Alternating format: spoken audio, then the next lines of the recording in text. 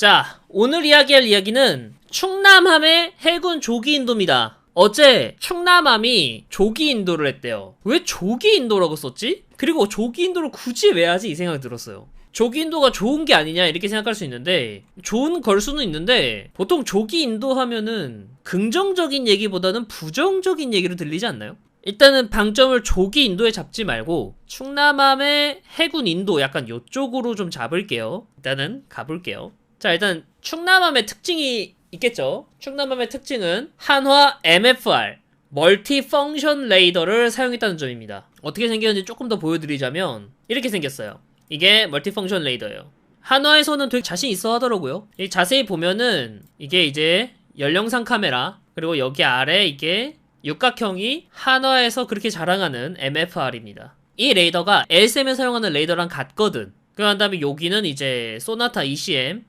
장비가 있고, 이게 수신기고 요게 송신기일 거예요. 여기 위에 요거는 항해 레이더입니다. 간혹 가다가 충남함을 통합 마스트 설계라고 하는데 이건 통합 마스트 설계는 아니고요. 기존의 전투함이 사용하는 마스트와 통합 마스트의 중간 단계입니다. 참고로 통합 마스트는 어떻게 생겼냐, 이게 진짜 통합 마스트고요. 요거는 통합 마스트는 아닙니다. 사실은 그냥 레이더를 좀 높이 달아 놓은 것 뿐이에요. A사 레이더고요. 기술적으로는 어떠한 전투함들보다 높은 수준의 기술을 자랑해요. 기술이 좋다고 해서 성능이 좋다는 소리는 아닙니다. 사실상의 충남함의 알파요 오메가입니다. LSM의 레이더와 같은 레이더를 사용해요. 요게 사각형이잖아. 이 사각형을 육각형으로 만들어서 이렇게 붙였다 생각하면 편해요. 이 MFR의 특징이 뭐냐, 일단 충남함의 특징은 그레이팅 로브를 많이 잡았어요. 이게 무슨 소리냐면, 자, 이게 위상배열 레이더의 패턴인데 중요한 거는 요거가 아니라 이거거든요. 주변을 훑으면서 탐색을 하는 거예요. 이 나머지 건 중요하지 않아요.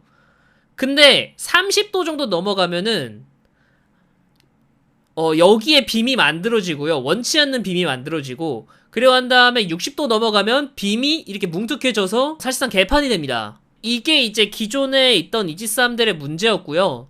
그래서 이지스함들은 표적을 추적을 하는데 이 빔이 어느 각도 이상을 넘어가면은 추적을 할 수가 없습니다. 그게 한 30도 정도 돼요. 그래서 1세대 위상배열 레이더들은 이것 때문에 빔 각도를 제한해야 했어요. 겹치면 신호대 잡음비가 낮아지기 때문에. 신호대 잡음비는 이런 겁니다. 뭔가 표적을 잡았어. 그러면 이렇게 뿅 뛴단 말이야. 이 탐지를 하면 여기 이 각도에서 노이즈가 탕 튀어요. 요걸 하려고 위상배열 레이더를 하는 거예요. 우리가 쓰고 있는 이지스함 레이더는 1세대 위상배열 레이더이기 때문에 이 빔 각도가 제한된다. 만약에 이 각도를 넘어가면 신호대 잡음비가 낮아지는 현상이 벌어진다. 그래서 탐지 추적까지는 할 수 있었지만 실질적인 유도까지는 힘든 게 이것 때문이에요. 근데 하나의 다기능 레이더는 말했죠. 요 문제를 해결했기 때문에 탐지 추적 요격 전 과정을 이 레이더 하나로 커버할 수 있어요. 그래서 충남함 잘 보면은 사격 통제 레이더가 없어요. 깔끔한 형상을 하고 있어요. 사격 통제 레이더가 뭐냐, 이지스함 같은 거 좋아하시는 분들은 아시겠지만 여기 접시 같은 거 있잖아. 사격 통제 레이더예요. 미사일을 마지막에 유도해주는 레이더입니다. 얘가 왜 필요하냐, 이 이지스 레이더 요걸로는 추적까지는 가능하는데 요격은 힘들기 때문에. 자, 충남함은 깔끔하죠. 사격 통제 레이더가 없습니다. 자, 두 번째 특징은 뭐냐, CODLOG입니다. 코드로그라고 불리는 건데 컴바인 디젤 일렉트로닉 오악 가스터빈, 이 소리예요. 모든 추진은 엔진과 가스터빈으로 돌려야 되잖아. 근데 충남함은 저속일 때는 엔진이 발전만 해요. 엔진이 이 프로펠러 샤프트와 직결되어 있는 구조가 아니에요. 떨어져 있어요. 이 엔진의 역할은 그냥 전기만 만드는 거예요. 이 전기를 만들어서 이 전기 모터한테 대주는 방식이야. 그러다가 고속에서는 가스터빈이 프로펠러 샤프트를 돌려줘요. 지금 여기에는 이 변속기와 프로펠러 샤프트의 이 톱니하고 지금 떨어져 있잖아요. 그냥 저속으로 움직일 때 이렇게 쓰고, 고속으로 움직인다 그럼 이 전동 모터와 프로펠러 샤프트 간에 이제 연결은 빠지고 가스터빈과 프로펠러 샤프트를 직결해가지고 추진을 하는 방식을 해요. 장점은 아까 말했다시피 저속에서 디젤 엔진 그리고 전동 모터를 돌리고, 고속에서는 가스터빈이 프로펠러 샤프트를 직접 돌린다. 이 방식입니다. 장점은 전기 모터로 돌리니까 평상시에 정숙합니다. 굉장히 조용해요. 전기 모터로 돌리니까. 조용하면 뭐가 좋아요? 대잠전 상황에서 굉장히 정숙해집니다. 만약에 북한의 잠수정들이 우리 영해에서 활동을 한다는 정보가 있다. 그러면 전기 모터만 돌려가지고 그 주변을 탐색할 수 있어요. 뭐 일단 특징이 두 가지예요. 하나는 레이더, 하나는 추진 체계. 근데 이 추진 체계도 약간은 좀 TMI를 하자면 이 코드로그 방식은 대구급 호위함에서 맨 처음에 썼어요. 근데 아시다시피 대구급이 말썽이 많았죠. 그게 왜 그러냐면 이 코드로그 자체가 생각보다 신식 추진 체계이기 때문에 좀 검증도 많이 필요했고 시행착오도 좀 많이 필요했거든요. 그래가지고 대구급 호위함 1번함, 2번함, 3번함이 등대 역할을 하고 있죠. 출항을 못 나가가지고 맨날 고장 나가지고. 근데 뭐 어쨌든 그거 세척 갈아 넣어가지고 요거 신뢰성 올렸어요. 충남함에서는 아마 이 엔진 때문에 큰 문제가 나진 않을 것 같아요. 자, 그러면은 충남함의 의의가 뭐냐? 다양한 의의가 있죠. 지금 제가 이제 충남함 얘기를 스펙이나 뭐 이런 걸 굳이 얘기 안 하는 이유는 제가 예전에 네이비썰에서 충남함 얘기를 정말 많이 했습니다. 혹시 이제 충남함의 스펙에 대해서 좀 알고 싶다? 그러면 네이비썰에 있습니다. 위상 배열 레이더의 발전. 이거 사실상 충남함 얘기고요. 충남함에 장착된 레이더 얘기고요. 충남급 호위함 있죠? 요거 두 개가 준비가 되어 있습니다. 충남함에 대해서 좀 더 알고 싶다. 그러면 이 두 영상을 참고해주세요. 뭐 여튼 충남함의 의의가 뭐냐? 하나 MFR 테스트베드입니다. LSM이 전력화됐지 않느냐, 또 무슨 테스트베드냐 이렇게 생각할 수 있어요. 레이더는 사실 전력화했다는 게 중요한 게 아니에요. 왜냐면 레이더는 하드웨어 성능 못지않게 소프트웨어 기술이 엄청 중요하거든요. 이거는 제가 다시 보여드릴게요. 자, 이게 위상 배열 레이더의 원리예요. 위상 배열 레이더잖아. 이게 말이 어려워가지고 무슨 원리지를 이해를 못하는데 사실 그림으로 딱 두고 보면 되게 쉽거든? 이거 보면은 좀 더 쉬울 거야. 똑같은 타이밍에 쏘면은 빠바바방 쏘면은 그 90도 방향. 근데 이제 여기서부터 파동을 바바바방 쏘면은 각도가 틀어지는 효과를 줄 수가 있는 거지. 각 송수신 소자가 파동을 방사하는 타이밍을 조절하는 거라고 했잖아. 타이밍 조절 뭘로 해? 컴퓨터가 합니다. 당연히 소프트웨어 기술이 중요하겠죠. 조금 정리해 드릴게요. 위상 배열 레이더들은 하드웨어 스펙 못지않게 소프트웨어가 중요하다. 왜냐면 위상 배열 자체가 송수신 소자들의 주파수 방사 타이밍을 조절하는 거인데 이 방사 타이밍을 조절한다는 건 컴퓨터이다. 그래서 소프트웨어가 굉장히 중요하다. 이거예요.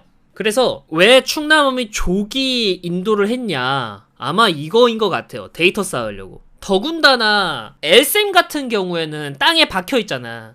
고정이 돼 있잖아요. 충남함이나 이런 군함 같은 경우는 작전을 할 때 항상 움직이고 있잖아. 상대가 움직이는 것만 계산하는 것보다 자함의 움직임 그리고 흔들림 이런 것도 다 보정을 하면서 상대에 날아오는 항공기나 미사일이나 이런 거를 추적을 해야 된다고. 내 위치까지도 실시간으로 업데이트해서 그걸 보정해가지고 상대와의 상대 거리를 파악을 해야 돼요. 이거는 단순히 그냥 업체에서 테스트를 한다고 해서 되는 게 아니거든? 실제 작전을 좀 뛰면서 피드백을 받아야 돼요. 그렇기 때문에 조기 인도를 한 게 아닌가 라는 생각이 들어요. 의의가 또 있는데 아마 LSM이 지금은 탄도탄 요격을 좀 중시해가지고 탄도탄 요격 미사일이 먼저 나왔는데 LSM 개발 계획 보니까 항공기 요격용 미사일도 따로 개발을 하고 있어요. LSM 미사일은 지금도 조금 손보면 KVLS에 장비할 수 있다라는 소문이 있어요. 여기서 말하는 LSM-2 미사일은 탄도탄 요격용 말하는 거고요. 그리고 지금 현재 함대공 유도탄 2 개발 중입니다. 아마 LSM 미사일 항공기 요격용 버전일 거예요. 제가 알기로는 사거리가 120km까지로 알고 있어요. 그래서 한국형 SM-2다 이렇게 지금 평가가 되고 있습니다. 아마 그래서 이제 곧 미사일 나올 거거든? 그게 아마 충남함에서 실사격을 하면서 데이터를 쌓을 거로 생각이 돼요. 저는 맨 처음에 이 함대공 유도탄 2 이게 대구함에서 먼저 테스트를 할 줄 알았거든요? 왜냐면 같은 KVLS가 있기 때문에. 대구함은 내가 봤을 때 해궁이 한계일 것 같아요. 왜냐면 레이더가 항공기를 먼 거리에 있는 그런 공중 표적을 잡기에는 대구급과 인천급에 있는 레이더가 성능이 좋긴 한데 그 정도까지는 아니에요. 근데 충남함은 아예 그냥 처음부터 탄도탄을 요격하려고 만들어 놓은 그런 이제 고스펙 레이더기 때문에 장거리에 있는 항공기를 요격하기에 충분하단 말이지. 그래서 제 추측은 대구함은 끽해봤자 해군 미사일까지만 쓸 수 있을 것이고 충남함부터 이제 진짜 제대로 된 함대공 유도탄2 그 다음에 해궁 그 다음에 CIWS2 요렇게 막는 그런 시스템이 완성이 될 것 같다 라고 생각을 합니다. 근데 이제 문제는 그거잖아. 의의까진 됐었어. 조기인도 문제점이 없나? 있어요. 제가 가장 큰 문제라고 생각되는 게 뭐냐면 CIWS가 아직 개발이 안 됐습니다. 하나 시스템하고 LIG 넥슨이 둘 중 하나인데 아직 개발이 안 됐어요. 어느 업체를 선정된지도 결정이 안 돼 있습니다. 이거 두 개가. 그러면 이 충남함 지금 CIWS가 없죠? 그 이 상태에서 지금 작전을 뛰어야 된다는 소리잖아. CIWS가 없는 게 뭐 그리 큰 대수냐라고 생각할 수도 있어요. 미사일도 있고 함포도 있는데 뭐가 문제냐 약간 이런 식으로. 근데 중요한 건 그거야. 이 충남함이라는 거는 어쨌든 연안함대 소속이 돼 있을 거란 말이야. 그러면 초계 작전 당연히 뛰겠죠. 근데 초계 작전을 할 때 미식별 함정이나 미식별 항공기들이 갑자기 주변에 나타날 수 있단 말이야. 근데 그럴 때마다 미사일을 쏴? 아니란 말이야. 지금 우리가 지금 전시 상황이 아니잖아요. 근데 그렇게 해서 미사일이나 함포를 그렇게 갈군다? 그거는 좀 문제가 생기죠. 그래서 적절하게 저화력도 필요해.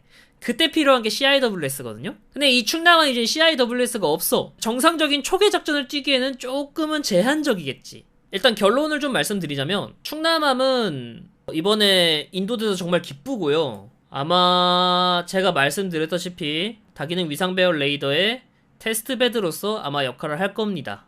그리고 특히 충남함이 FFX 배치 3의 첫 취역인 거잖아. 감개무량해요. 호위함이 없었던 시절과 있었던 시절을 좀 비교해 보면은 없었던 시절에는 대잠전을 흉내만 낼 수 있지 제대로 된 대잠전을 할 수 있는 배가 없었어요. 근데 인천급, 대구급 제대로 된 대잠전 가능하죠. 충남함도 제대로 된 대잠전을 할 수가 있어요.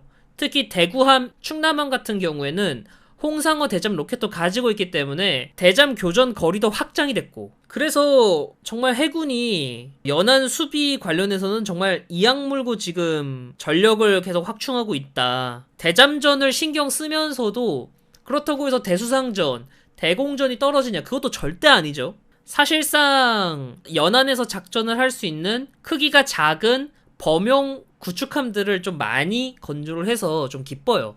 앞으로 해군의 무궁한 발전이 있었으면 좋겠습니다. 오늘 이야기는 여기까지고요.